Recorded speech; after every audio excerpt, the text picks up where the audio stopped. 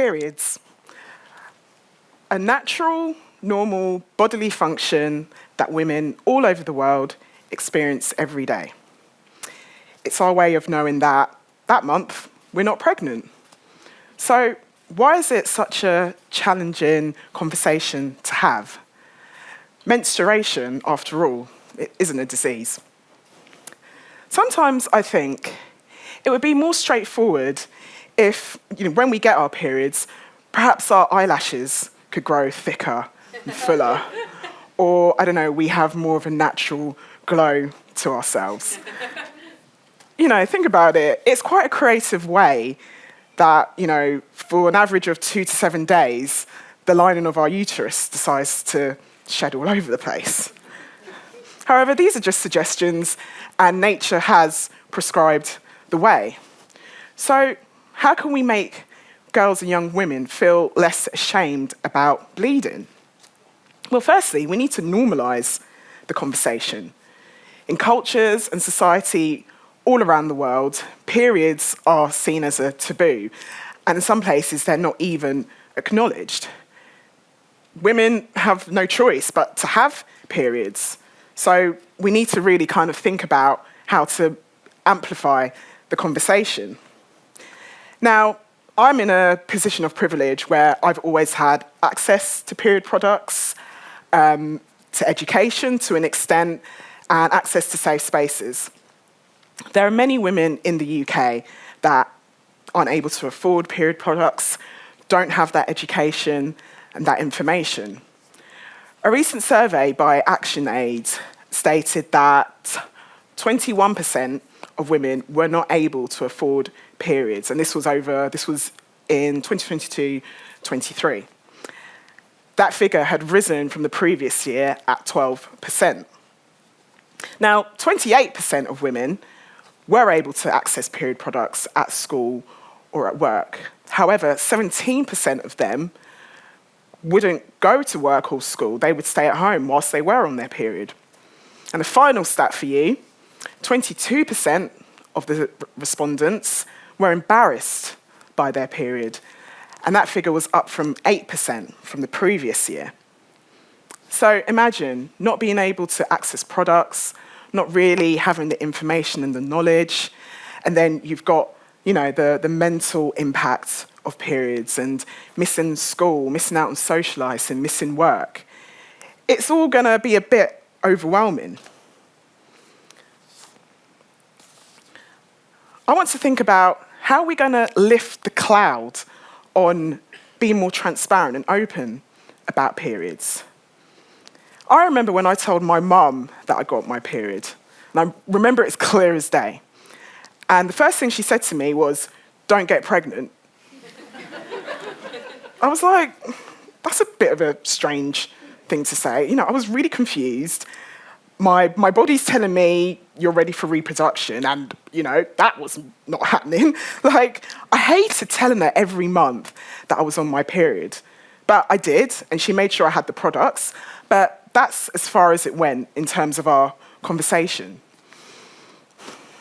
Sometimes I thought, well, is it the Ghanaian culture that she was born into where, periods and sex, it was a massive taboo, you don't think about it.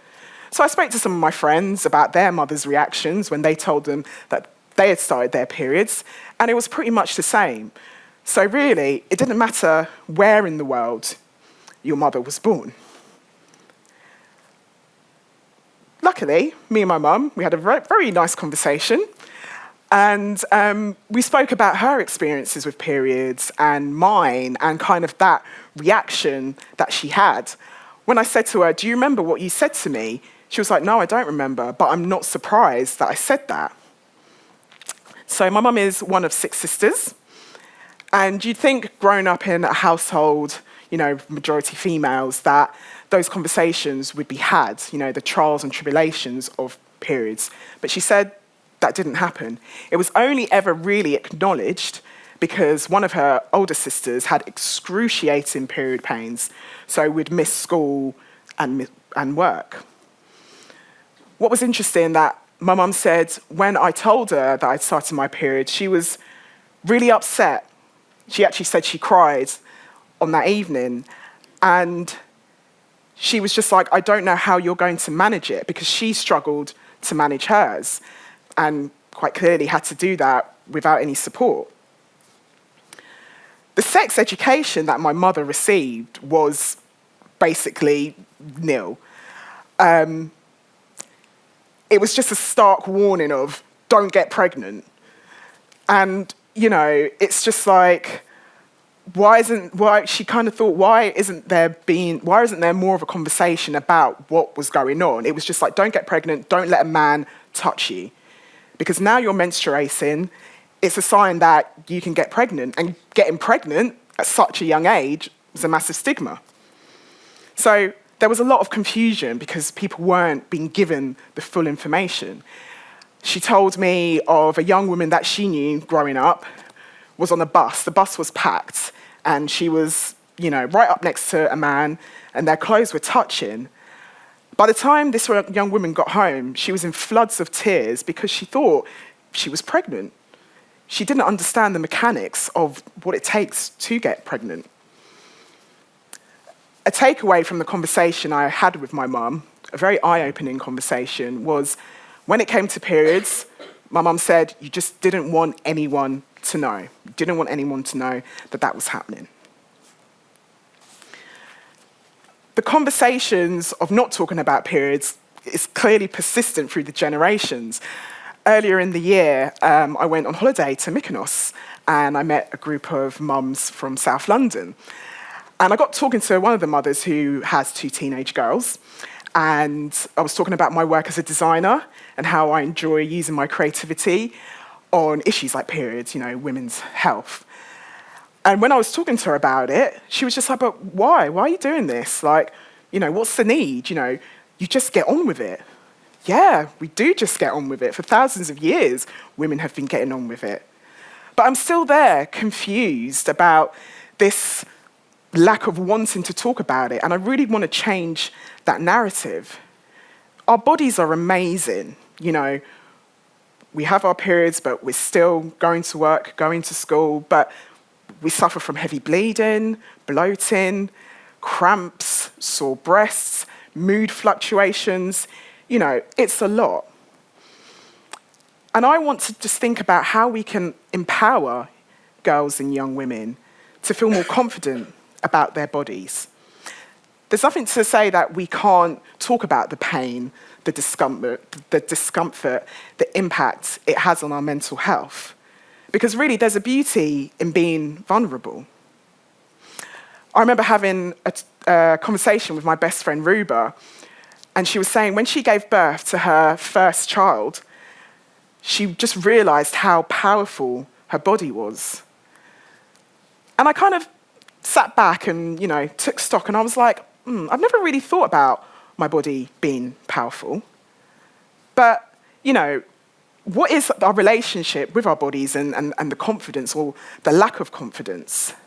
And I suppose what I'm trying to highlight is don't apologize for what your body can do, what your body is capable of.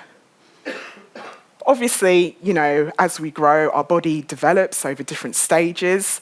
And yeah, confidence needs to be, you know, a part of that in order for us to understand what's going on, to understand ourselves and the world around us. Now, don't get me wrong, I know confidence fluctuates, it goes up and down, but surely that's part of the journey. If we have that confidence, then surely we're going to be able to be more open to talking about periods. I want to actively promote the conversations about the positivity of periods. Now, yeah, it sounds a bit alien, right? Like, I'm still kind of getting used to thinking about my period more positively. And that's why in 2020, I joined a charity that aims to educate people about the menstrual cycle, not just the periods, but the whole cycle, you know, the 4 different phases. You know, coming into that role as a designer, I didn't know much about the phases. I know that you've got the menstrual phase, the follicular phase, the luteal phase, and the ovulation phase. And I feel that if we're able to have more of an understanding of our phases, we can understand what's happening in our bodies. So, for example, with the luteal phase, which I was very aware of, as it's also known as the premenstrual syndrome, PMS. You know, one day I'll be feeling really low and depressed and just like, why am I feeling like this? And the next day I'll get my period and I'm like, oh yeah, that's why. That's what's going on. Now, don't get me wrong, I'm a realist, but I do believe that schools and education institutions need to support girls and young women with their periods. We need to be able to kind of advise them on, you know, how to manage your periods, and when things aren't going right, where to go and get that information. You know, it's about not being a victim to your period. It's about being empowered by it. A few years ago, I attended an exhibition at the Wellcome Collection called Can Graphic Design Save Your Life? And I was like, yeah, this is it. This is how I want to use my design skills to raise awareness. When I was a design student, where I am now an educator, one of the first things that we were taught is graphic designers are problem solvers. And I was like, okay, this sounds interesting. And, you know, we are there, designers, to make things look visually appealing and pretty.